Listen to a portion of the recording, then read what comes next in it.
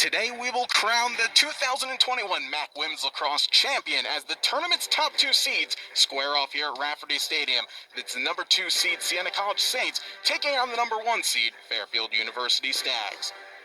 Fairfield's road to the final started with a thrilling overtime victory against Marist in the quarterfinals, and then a 15-10 victory on Thursday over the number 4 seed Niagara.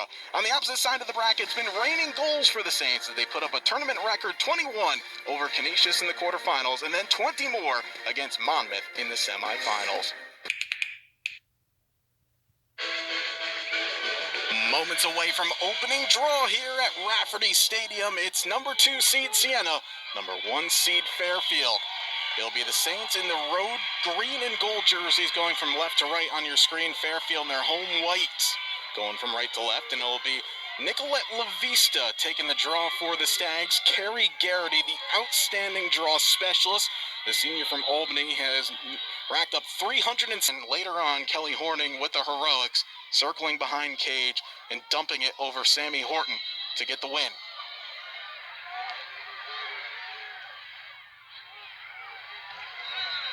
Out of bounds are the Saints, and it'll be possession to Fairfield.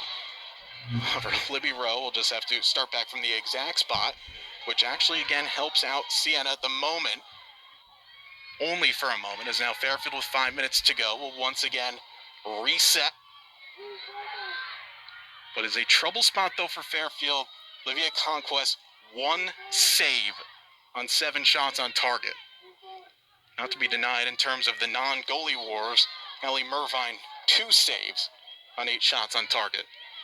I think that'll be a point of emphasis for both coaches at halftime. Like, hey, goalies, you're doing a great job talking to your defense, but I need you to produce as well. How about that for a shot just ripped home? And there's that player again that we saw in the semifinal. Just came out of nowhere, Elizabeth Toludo in the offensive set. Her 4th goal of this postseason. Nice job here by Toludo. She really handles the pressure well. Mervine did get a piece of it, but she wasn't able to handle it. Great job by Toludo. Good hard shot.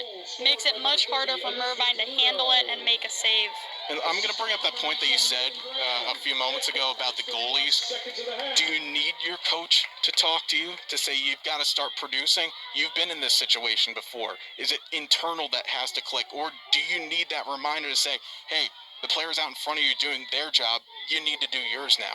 It's definitely internal, but I think the defenders in front of you also need to hear it from the coach so that they don't lose confidence in their goalie. In a year that has been so difficult across so many ways, teams having to overcome obstacles, overcoming a season that they so desperately hoped for, Fairfield are back on top once again. Ladies and gentlemen, that's the end of the game. The final score, Fairfield Stags 12, Siena Saints 8. Players have been waiting to do that for so long. For a number of these Stag players who were on this championship team from 2 years ago, not able to get a season last year, it has to feel even that more special to get to the finish line and get some hardware to go along with it. Abby Whitsack, some thoughts for you. In a year filled with adversity, this is what you play for, the championship. All those opportunities, all those social gatherings that you opted out of because you knew what a positive COVID test would mean for your team. You knew you had to give up things just to make sure that your team was healthy to play. All of it is worth it for this moment right here. We know that the other 7 teams in this league also eyeing up that potential championship game. Soon to follow will be the remainder of the Fairfield women's lacrosse team. Your 2021 champions, Fairfield University. Champions, Fairfield University Stags. There it is again, that photo that's going to be hanging on the coach's wall in just a couple of days' time once they get that framed up there. Once again, the Stags back on top, 3 straight MAAC tournament champions. Well, that's going to do it here for us from Rafferty Stadium in Fairfield, Connecticut. For For everyone here, and for my broadcast partner, Abby Witzak, I'm JJ Duke signing off. Fairfield coming through with the MAAC Championship trophy. Remember, of course, all games that are airing on ESPN networks, streaming live, or archived on the ESPN app. This has been a presentation of ESPN. Once again, the Stags on top in MAAC Women's Lacrosse. And the dream becomes a reality.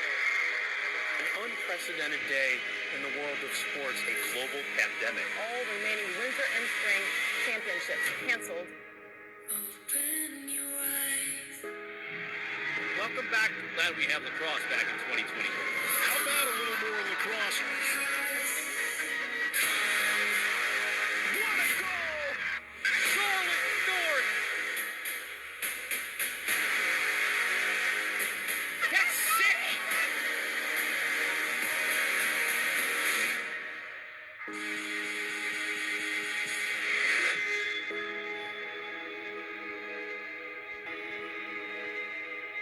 The dream remains alive for 16 men's and 29 women's teams.